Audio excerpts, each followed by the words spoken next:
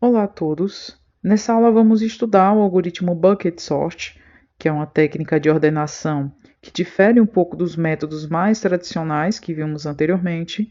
Então vamos dividir nossa discussão em vários tópicos para entendermos melhor como o Bucket Sort ele funciona e em que situações ele é eficaz.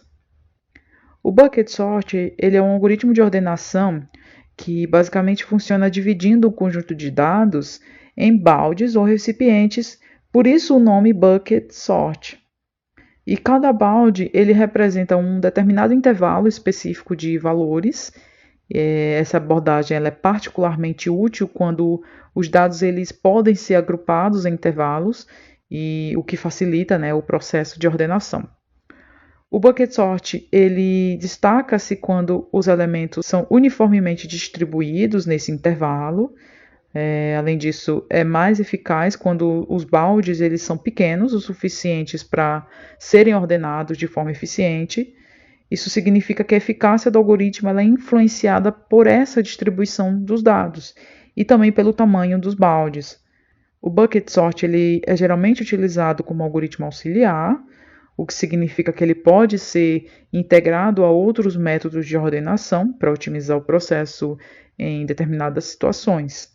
E a escolha entre encontrar dinamicamente o valor máximo dos baldes ou até mesmo usar intervalos pré-definidos, como por exemplo o intervalo de 0 a 9, isso depende muito do contexto de uma distribuição dos dados. Isso permite também uma adaptação bem flexível do algoritmo às características específicas desse conjunto de dados. Então a gente vai acabar vendo esses dois tipos de exemplo de implementação, utilizando o maior valor dos baldes, tá? O máximo, né, uma certa otimização dos baldes, e também utilizando a ideia de intervalos predefinidos. Então, a gente vai acabar vendo na simulação essas duas formas de trabalhar com o bucket sort. Embora o bucket sort ele seja parecido com o algoritmo de country sort que vimos anteriormente, ele utiliza baldes mais sofisticados em vez de um balde para cada valor, tá? Então, essa sofisticação ela proporciona maior flexibilidade na hora de manipular diferentes intervalos de valores. E também é importante notar que o bucket sort ele é projetado para ordenar valores que são inteiros positivos, assim como o country sort.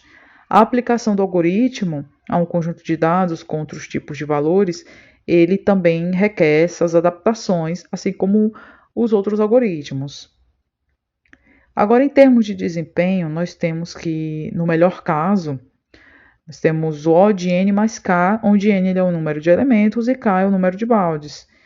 E essa ideia ela ocorre quando os elementos eles são distribuídos de forma uniforme pelos baldes. Então, por isso que é interessante a gente fazer essa construção de qual a melhor forma de distribuir esses baldes.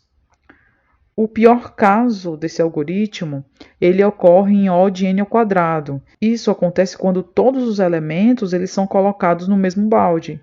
Mas quando a gente escolhe de forma inteligente o intervalo de distribuição dos dados, esse cenário ele consegue ser minimizado. Então é importante entender que esse algoritmo ele pode ser otimizado, principalmente quando a gente tem esse cenário de pior caso, onde o valor de pior caso ele é muito ruim, né? No caso chega O de n ao quadrado. Então é importante a gente entender exatamente que nós conseguimos, de certa forma, otimizar alguns processos desse código, né, desse algoritmo, exatamente observando essa distribuição dos dados dentro de um determinado intervalo. Então, otimizar o algoritmo significa que a gente consegue otimizar essa arquitetura, né, de baldes. Então, como vimos anteriormente, o algoritmo de bucket sort ele tem variações que torna muito versátil em diferentes situações.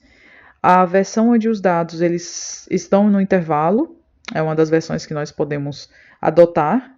Já a versão com N partições, ela lida bem com distribuições mais complexas de dados. Então é importante entender isso. Na versão que vai no intervalo, né, entre 0 e 1, em vez de usar intervalos fixos, nós imaginamos que todos os nossos números eles estão dentro desse intervalo. Então, os bounds eles representam pedaços que são contínuos dentro desse intervalo. E isso é útil quando lidamos com dados que são decimais ou porcentagem. Já em outra versão, como por exemplo o intervalo total sendo definido em n conjunto de bounds, cada conjunto ele trata de uma parte específica dos dados.